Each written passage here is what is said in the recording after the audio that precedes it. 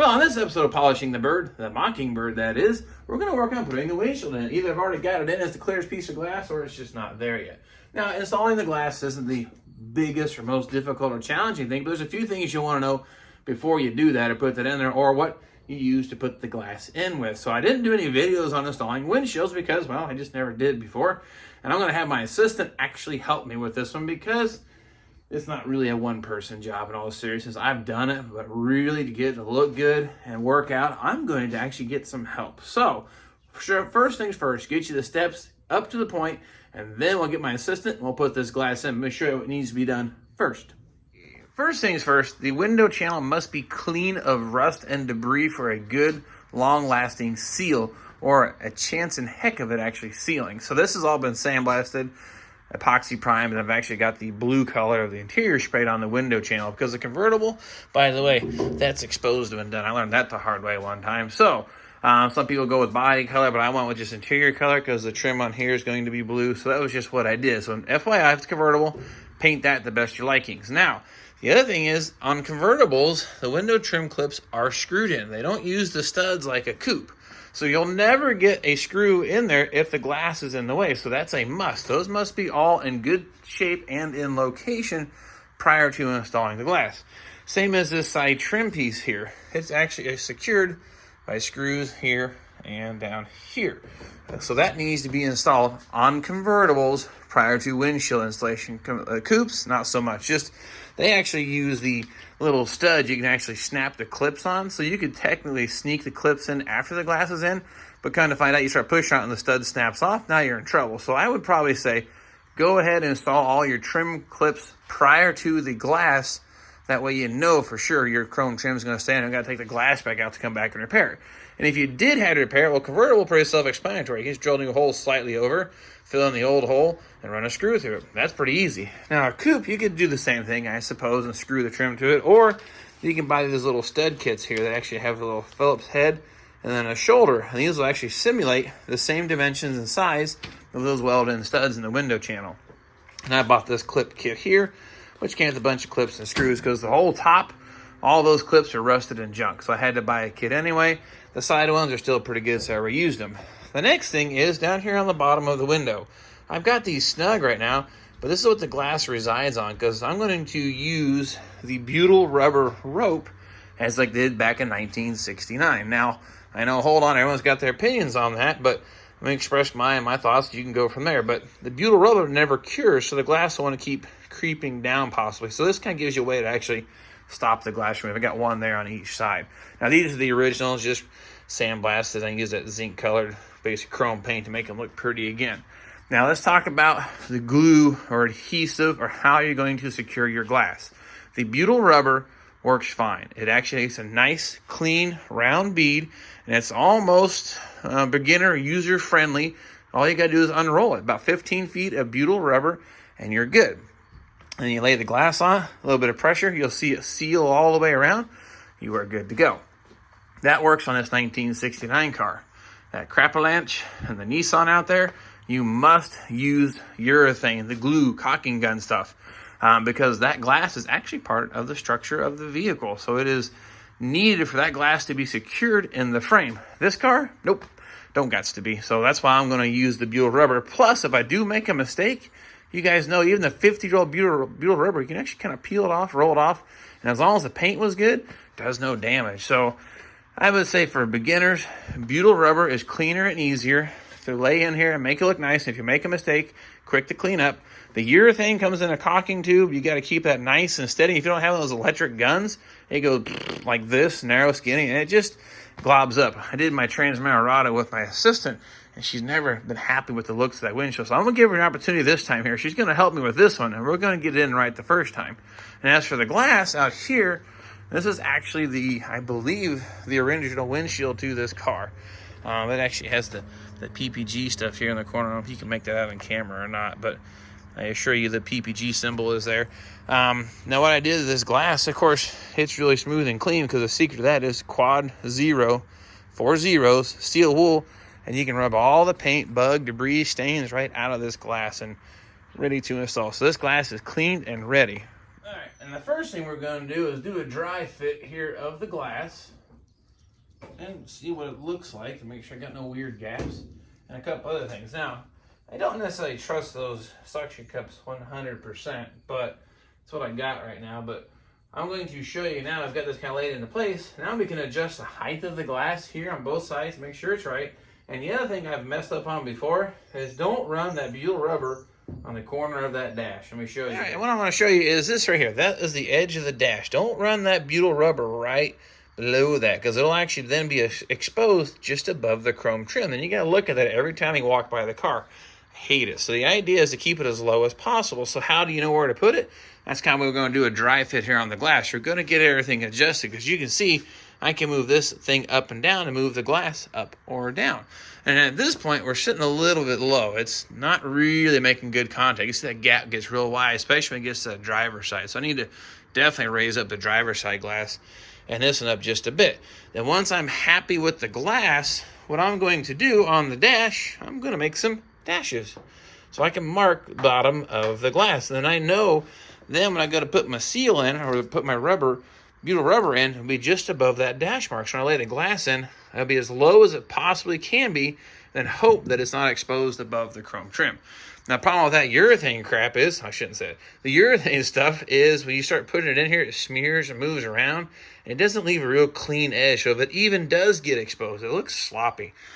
So very good chance, never mind, I won't tell you. My TransAm Rado has that issue, and it drives me completely nuts. But it's not worth trying to cut it all back out. So I'm going to share this with you to save you that grief. But right now, let's go ahead and take that screw loose. We're going to bump the glass up, especially there on the driver's side. And you can see on the driver's side, I left that almost all the way down the adjustment. So just take that loose as I tear everything up. And we'll slide the glass up.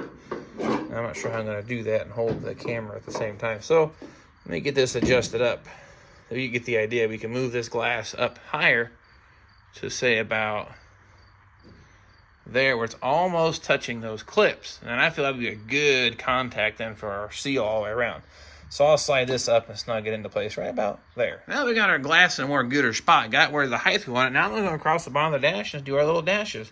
You could probably use black just the same. It doesn't have to be the silver marker here. That's just what I had, and it'll show up really good on camera because of the contrast in color. But you don't want to get carried away, because this, in case you ever see it, someone's going to go, what the heck is that? So we get all this marked, and then we'll pick the glass up out of the way. Now just to remove the windshield without breakage, right?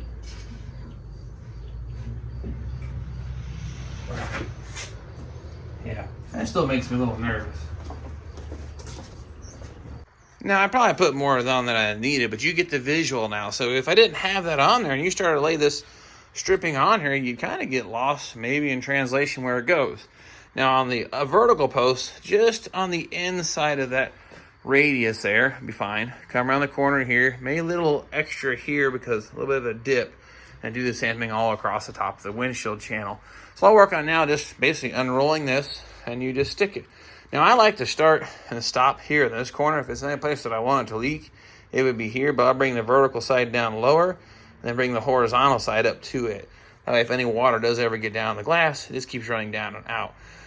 Or sometimes maybe here in the front center might be an okay place to do it, but I like to start and stop down here in this corner. So that's what we're going to get doing. Now, one more thing I almost forgot. Clean, clean, clean, clean. I use my microfiber cloth with rubbing alcohol. Clean that channel to the point where nothing comes off. Clean, that's what you need. That way this thing actually sticks real good and seals. So this stuff doesn't actually ever cure. It always stays gummy forever. So let's get this done.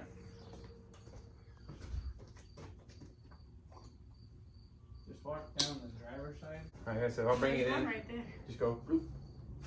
Okay, and then we're going to position the glass. You'll see it. There we go. There's little stoppers here. See it here? On that side. What am I doing like this for? You're going to go like this. So you can help me steady the glass so it doesn't fall until I'm ready to put it down. I'll get everything positioned. You just have to go. So, you can stay there. I'll bring it to you. There's a yellow jacket. Okay. You won't need much. They're very aggressive. Yeah, I noticed. They're smacking me in the head. Okay, now. We're going to have to do something about it. I reach around. I can stretch here. I'm going to grab the suction cup.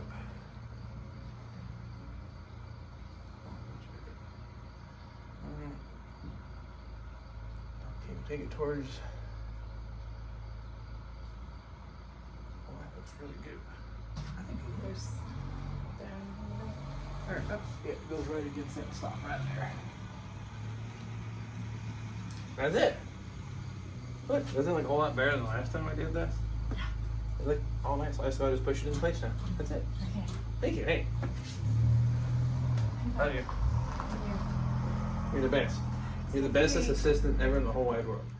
Now, she doesn't know that I actually got her on camera, so if you ever tell her or see her at any of the car shows, tell her thanks and tell her this windshield looks really nice, because the last one we did didn't come out so well. She thinks it's her fault, but it definitely wasn't. It was me trying to use urethane, and it epically failed. So, nonetheless, next step is just go around here and take this glass and just kind of push it into place. So I just kind of squeeze that urethane, the butyl rubber, and actually adhere to the dash and the glass.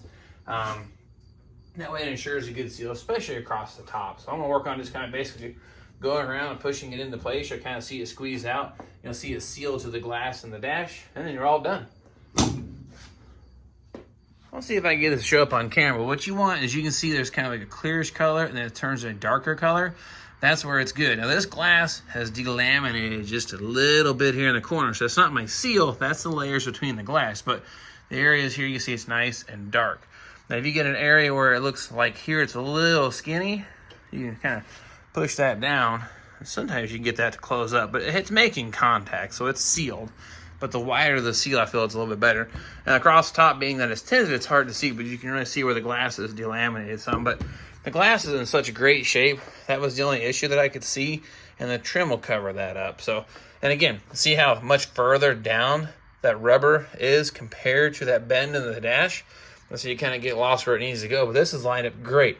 Right across, not hanging out past the bottom. It's not sticking up here and gumming up the dash looking kind of bad. So that actually looks super nice. So there you be, glass installed. Now look at that. Can't reach through it no more because it be there. That's all it is, taking and replacing the glass. The same thing for the back window. Butyl rubber, check your studs, clean it, put it in there.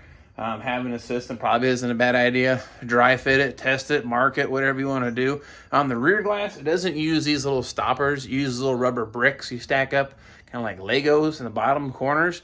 That way when it resides down, it actually catches it. On the rear, there's a channel like this, so the rubber can sit against it. On the front, there's no bottom channel, so I have to use this. So on the back, to adjust the glass, to get you some rubber chunks. Sometimes the butyl rubber kits come with those little rubber chunks. This one did not. It was an Amazon special, $13. So that cost me $13 to put this windshield in, and a few minutes of my time. But nonetheless, the glass is in. The rest of the trim just snaps into place. Convertible top stuff, there's some things that go on with that. I'll probably, in one of these boxes somewhere, is the new top windshield trim. I gotta find that, and we'll get that installed. Then work on the frame and the rest of the installation and assembly of the Mockingbird. We'll get plenty more videos heading your way on this whole assembly. So thank you for watching. And if you haven't subscribed yet, please do, because you're going to miss out on putting this car back together and seeing it on its inaugural voyage, and then going back to Tennessee, and then I'll probably never see it again. But anyway, such is life, right? Now, I'll probably still see, we're pretty good friends. We'll meet together for some of the big car shows like the TransAm National. So I'm hoping to have this there. Next year, the TransAm National should show pretty good, and it'd be a nice little piece to come check out just the same. So nonetheless, I'm going to call this quits for today on this part of the project. I want to get something going here again, definitely grabbing the camera and recording it and getting it out to you as soon as I possibly can. So thank you for watching, and we'll catch you next time. They say there comes a time in everybody's life they have to prove their will is strong. Just like this man from Indiana doing show car restorations in his home.